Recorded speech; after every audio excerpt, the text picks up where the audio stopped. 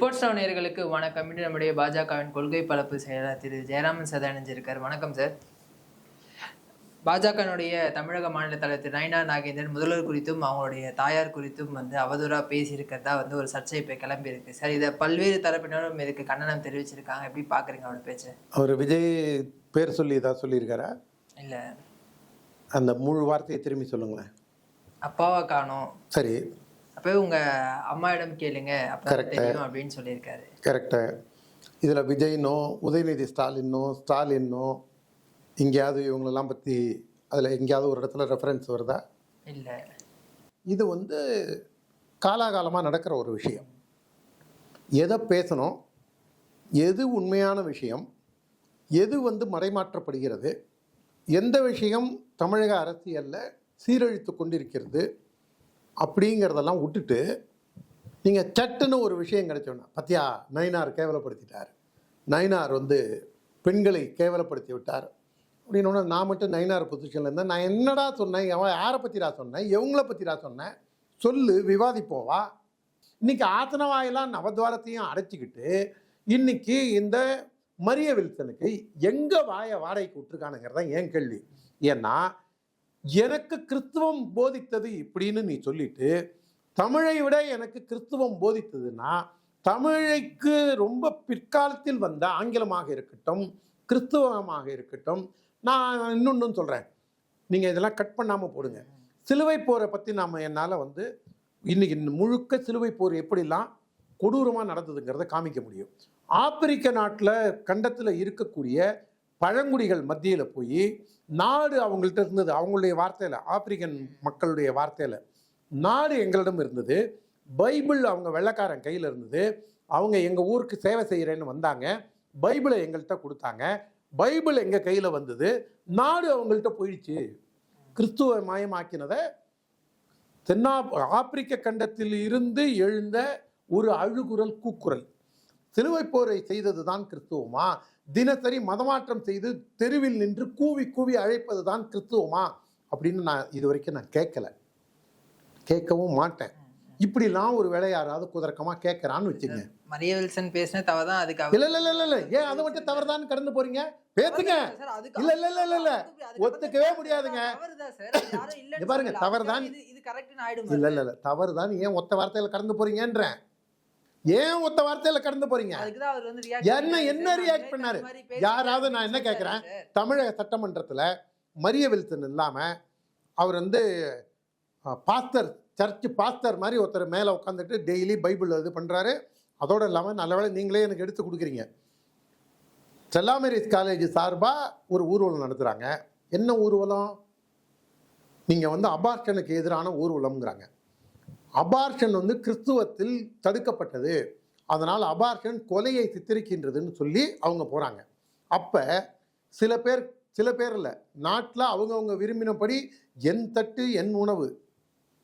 நீங்கள் சுப்ரீம் கோர்ட்டே என்ன சொல்லியிருக்குன்னா, என்னுடைய இஷ்டப்படி நான் வாழலாம் அப்படின்னு சொல்லி, நான் மேலோட்டமாக சொல்கிறேன், வாழலான்னு சொல்லியிருக்கு.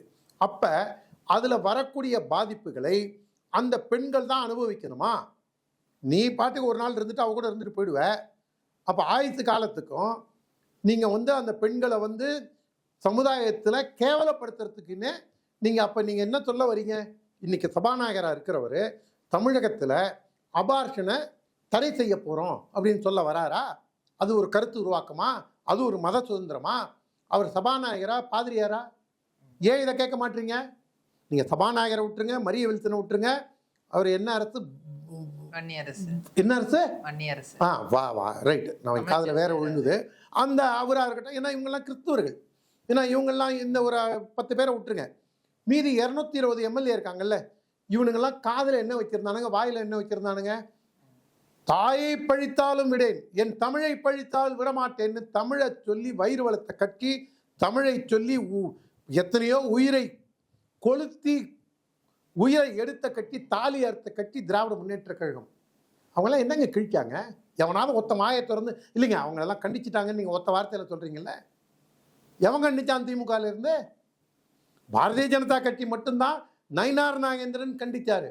அந்த ஒரு காரணத்தினால தான் இவர் கண்டிக்கிறாரு.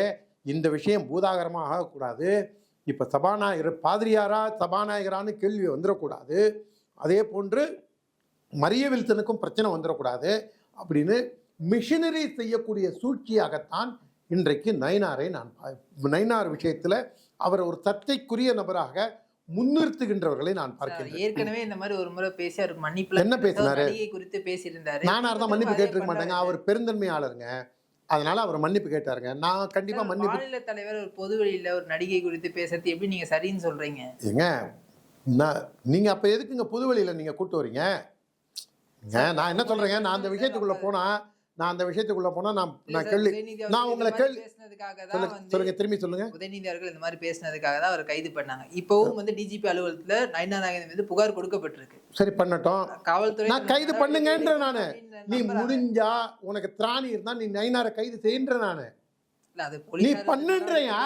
நான் என்ன சொல்றேன், தமிழக அரசுக்கே நான் சொல்றேன், உனக்கு திராணி இருந்தா நீ நயினாரை கையை வச்சு பாருன்ற. என்ன பெரிய இது கேட்குற? மோடியை ஒரு பொறுக்கி நாய் ஒருத்தன் வந்து ட்விட்டரில் நேற்றுக்கு மோடியும் முருகப்பெருமானையும் திட்டி ஊரா கம்ப்ளைண்ட் ஆயிருக்கு. யாரை பற்றியுமே குறிப்பிட்டு சொல்லாத முருகப்பெருமானையும் மோடியும் கேவலமாக ஆபாசமாக அறிவுறுக்கத்தகையில இவங்களுடைய பின்னாடி போய் தாவேக்கா பின்னாடி ஒளிஞ்சிட்டு ஒரு மிஷினரி ஏஜென்ட் ட்வீட் போட்டு அது வைரலாக போயிட்டுருக்கு. கம்ப்ளைண்ட்டும் கொடுத்துருக்கோம். அவன் பேரில் நடவடிக்கை துப்பு கட்ட நீங்கள் எந்த விஷயமுமே இல்லாமல் நடவடிக்கை எடுக்கிறீங்கன்னா அப்போ என்ன, நீங்கள் என்ன இது என்ன அரசாங்கம்? இது எல்லாருக்குமான அரசாங்கமா இல்லை நீங்கள் மதமாற்றத்து ஏஜென்ட்டாக செயல்படுறீங்களான்னு நாங்களும் கேட்கலாம்ல. நீங்கள் பண்ணி தான் பாருன்ற. நான் என்ன சொல்கிறேன், திமிர்லையோ ஆணவத்திலேயோ சொல்லலைங்க, நீ பண்ணு. அதாவது இந்த பூச்சாண்டிலாம் வேற யார்ட்டையாவது வச்சுங்க. அதனால இவங்க வந்து the best way to defence is to go offence அப்படிங்கிறது தான். அவங்களுக்கு உதயநிதி ஸ்டாலினை அந்த நீங்கள் உதயநிதி ஸ்டாலின் சொன்னீங்க கைது செஞ்சுட்டாங்கன்னு தானே சொன்னீங்க, கைது செஞ்சாங்களா? கைது செஞ்சா விசாரணைக்காக கூட்டு போனாங்க. அதுக்கப்புறம் தான் வந்து என்னாச்சு? சரி, முன்ஜாமீன் தள்ளுபடி செய்யப்பட்டது. முன்ஜாமீன் தள்ளுபடி செஞ்சாங்க, அரெஸ்ட் பண்ணிட்டாங்க. இதுக்கப்புறம் முன்ஜாமீன் கோர முடியாது அப்படின்னு கோர்ட் சொல்லிடுச்சு. அப்படின்னு எத்தனை மணிக்கு சொன்னாங்க? 2 மணி போல. அவங்க 12 மணி வரைக்கும் அவரை கைது செய்யக்கூடாதுன்னு ஒரு நீதிபதி சொன்னார்ல, அப்போ ஏதாவது அவரை அரெஸ்ட் பண்ணிட்டாங்களா? நீதிமன்றமே அதை கண்டிக்கல.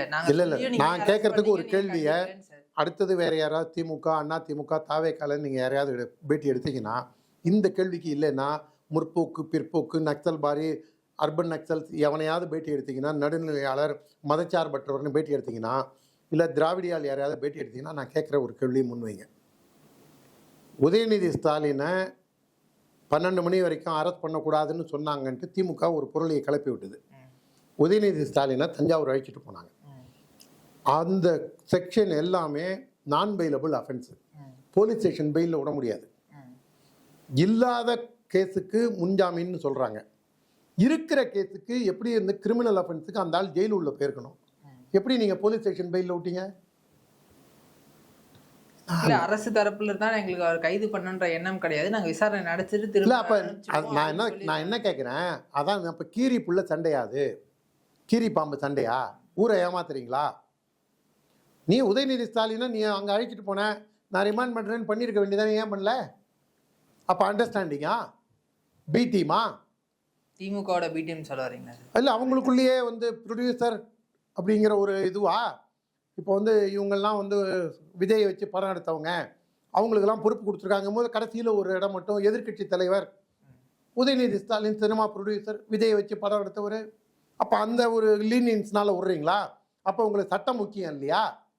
உங்களுடைய தனிப்பட்ட வெறுப்புகள் தான் இங்கே முக்கியமா? அதனால தான் சொல்கிறேன், நீ நயினாரை முடிஞ்சா நீ கைது பண்ணேன்ற. நான் வம்படியாக பேசலை, திமிருத்தனமாக பேசலை, ஆணவத்தில் பேசலை, கொழுப்படுத்து பேசலை. என்ன செக்ஷனில் நீ பண்ணுவ அதை சொல்லு ஃபஸ்ட்டு. 1000 கம்ப்ளைண்ட் நான் கூட கொடுத்துருக்கேங்க. நான் 3 மாதம் கூட நான் வேறு கம்ப்ளைண்ட்லாம் நான் கொடுத்துருந்தேன். மோடியை பற்றி தரக்குறைவாக பேசுகிறதுக்கும் பிஜேபியில் இருக்கக்கூடிய பெண்களை பற்றி அறிவுறுப்பாக எழுதினத்துக்கும். நேத்தி ஒருத்தன் வந்து முருகப்பெருமான் வந்து முருகன் ஒரு பிச்சைக்கார பையன், இயேசு தான் உண்மையான தெய்வம்னு ஒருத்தன் வந்து ட்விட்டரில் ட்வீட் போடுறான், வைரலாக போகுது அந்த விஷயம். கம்ப்ளைண்ட் கொடுத்துருக்காங்க. என்ன நடவடிக்கை எடுத்தது இந்த ஆட்சி? திமுக அரசாங்கத்தில் கந்தசஷ்டி கவசத்தை அறிவுறுப்பாக பேசினான் ஒரு பையன். அவன் வந்து குண்டர் சட்டத்தில் போடுற மாதிரி அதிமுக ஆட்சியில் போட்டாங்க. திரும்பியும் அவன் வந்து அறிவுறுப்பாக பேசினா அவனுக்கு எந்த நடவடிக்கை எடுக்கலாம். மாறாக சிஎம் அழிச்சு அவனுக்கு சால்வையெல்லாம் போட்டு கைத்தட்டி மரியாதை செஞ்சு அனுப்பிச்சாரு. சிவபெருமான ஒருத்தன் அருவருப்பாக பேசினான். சிதம்பரத்தில் 4 வீதிகளும் கூடி 5000 10,000 சிவனடியார்கள் கூடி ஆர்ப்பாட்டம் நடத்தி போய் நீங்கள் ஒன்றும் கிழிக்கலை.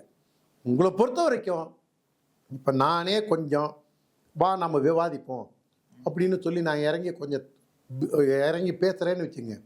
அப்போ என்ன பண்ணுவாங்க, இந்து மதத்தை எவன் திட்டினாலும் இவங்க கவலைப்பட மாட்டாங்க. உதயநிதி ஸ்டாலின்லேருந்து 1 லட்ச ரூபா ஜாமீன் கட்டி வெளில இருக்கார், தெரியும்னு நினைக்கிறேன்.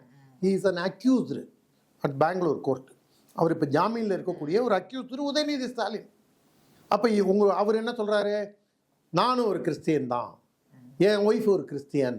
இப்போ நீங்கள் கனெக்டிங் த டாட்ஸ் பார்க்கும்போது அப்போ என்ன தோணும் நமக்கு, நீங்கள் இந்து மதத்தை என்ன வேணால் திட்டலாம், எஃப்சிஆர்ஏ பில்லுக்காக மோகன்சி லாசரஸ்லேருந்து எல்லாரும் பொய்யா புழுவலாம், இந்த சட்டமன்றமும் அதை பேஸ் பண்ணி ஒரு தீர்மானத்தை கொண்டு வரும்.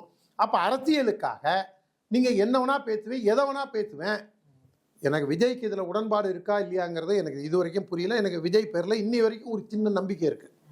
ஏன்னா பரவலாக எல்லாரும் என்ன சொல்கிறாங்கன்னா, நான் ஆட்டோவில் போகும்போது பேச்சு கொடுக்கும்போது ஆஸ்பத்திரியில் பழைய அளவுக்கு லஞ்சம் கேட்குறது இல்லைங்க, அரசாங்க டிபார்ட்மெண்ட்டில் லஞ்சம் பெருமளவுக்கு குறைஞ்சிருக்குங்க அப்படின்னு ஒரு பாசிட்டிவான விஷயம் சொல்கிறாங்க.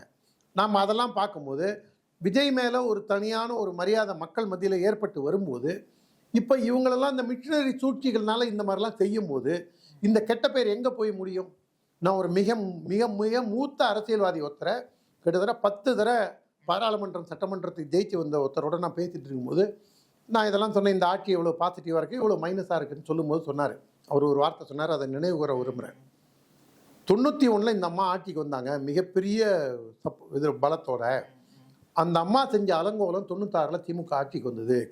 இன்னைக்கு இந்த ஆட்சி நல்லா இருக்குது. ஒருவேளை காலப்போக்கில் இவங்க பேரை கெடுத்துட்டாங்கன்னா அந்த அம்மாவுக்கு ஏற்பட்ட கதி வரும். ஆனால் அந்த அம்மா திரும்பி ஏஞ்சி வந்தாங்க, விஜயால் ஏஞ்சி வர முடியுமான்னு தெரியாது. அதனால் விஜய் எல்லா தரப்புலேருந்தும் தகவலை திரட்டுற வேலையை பார்க்கணும். ஆனால் நடக்கக்கூடிய சில விஷயங்கள் அடிப்படைவாதத்தை நோக்கியும் மதமாற்றத்தை நோக்கியும் சில சக்திகள் இயங்குவதை என்னால் புரிந்து கொள்ள முடிகிறது அப்படின்னா அவர் பேசும்போது, நான் பேரை குறிப்பிடாமல் தான் சொல்கிறேன், ஒரு மிக மூத்த அரசியல்வாதி அவரும் சொல்கிறாரு.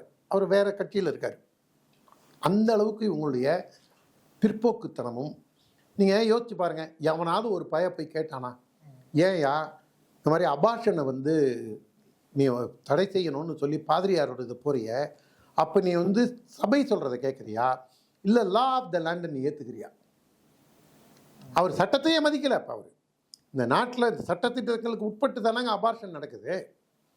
நீ வேணும் வேண்டாங்கிறது நீ ஒரு கருத்துருவாக்கம் செய்ய, ஆனால் அது ஒரு மதத்தின் பின்னாடி போய் ஒளிஞ்சிக்கிட்டு செய்யாத. அப்போ நீ மதத்தின் பின்னாடி போய் நான் சபாநாயகர், நான் டெய்லி நான் ஒரு பைபிள்லேருந்து ஒரு கோட்டு சொல்லி தான் பண்ணுவேன்னா, அப்போ அங்கே இருக்கிற மீதி 220 எம்எல்ஏக்கள் இருக்காங்கல்ல, 225 எம்எல்ஏக்கள், அவங்கெல்லாம் நான் டெய்லி நான் திருக்குறளும் தேவாரமும் திருவாசகமும் பாடிட்டு தான் வருவேன் அப்படின்னு சொன்னால் என்ன பண்ணுவீங்க நீங்கள்? பிஜேபி எம்எல்ஏ இருக்கார், டெய்லி கார்த்தால ஏந்திரிச்ச போய் சபையில் உட்கார்ந்த உடனே டெய்லி நான் ஒரு திருவாசகம் சொல்கிறேங்க, திருவாசகத்துக்கு சொல்ல உருகாதார், ஒரு வாசகத்துக்கும் உருகாதார், அருணகிரிநாதர் பாடுறேங்க அப்படின்லாம் சொல்கிறாரு. ஏற்றுப்பீங்களா? நாளைக்கு நான் தமிழ்நாட்டுக்கு நான் சபாநாயகராகிறேன் இல்லை முதல்வராகிறேன், இல்லைங்க டெய்லி கார்த்தால கந்த சிருஷ்டி கவசத்தையும் நாம் அருணகிரிநாதரையும் தேவாரம் திருவாசகத்துலையும் எல்லாமே ஒவ்வொரு நிமிஷம் பாடிட்டு தாங்க 5 நிமிஷம் நம்ம தெய்வ பலத்தோடு போனோங்க அப்படின்னு நான் சொல்கிறேன். ஏற்றுப்பீங்களா? அப்போ வல்லவன் வகுத்ததே வாய்க்கால்னா நான் ஆட்சிக்கு வருவேன். 2031 36 நான் ஆட்சிக்கு வருவேன். நான் வரும்போது நான் இதெல்லாம் செய்வேன். அப்போ ஒரு பையன் என்னை கேட்கக்கூடாது. கேட்டிங்கன்னா இதுக்கெல்லாம் ஏண்டா உங்கள் வாயை எங்கடா வச்சுருந்தீங்கன்னு நான் கேட்பேன்.